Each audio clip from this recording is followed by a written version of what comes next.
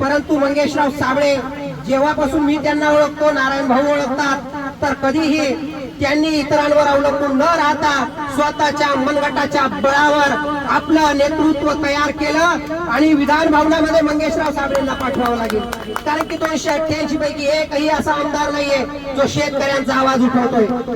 म्हणून या महाराष्ट्राच्या विधान भवनात कधी मंगेशराव साबळे पोहोचले असते किंवा पोहोचतील तर एक मात्र धडाकेबाज असा आमदार असेल की मुख्यमंत्र्यांना देखील भाग फोडू शकतो शेतकऱ्यांच्या हक्कासाठी, की शेतकऱ्याला न्याय द्या, शेतकऱ्याला अधिकार द्या.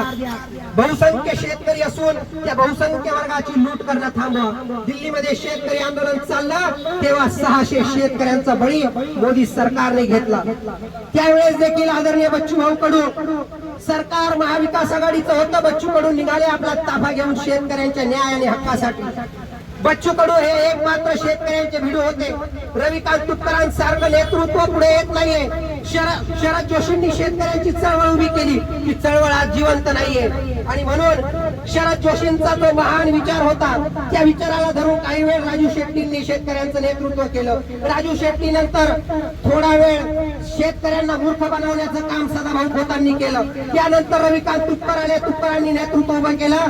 त्या अगोदर बच्चूभाऊंनी नेतृत्व उभं केलं होतं. परंतु आज विधान भवनात आणि लोकसभेमध्ये शेतकऱ्यांचं नेतृत्व नाहीये.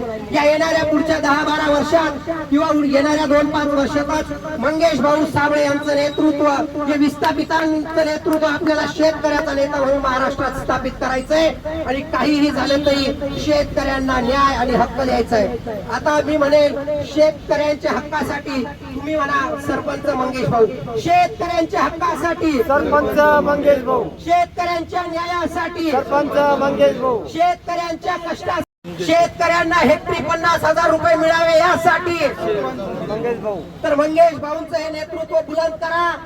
आणि मी म्हणेल शेतकरी एकता जिंदाबाद, तुम्ही म्हणायचंय मंगेश भाऊ जिंदाबाद, मोठ्याने घोषणा द्यायची.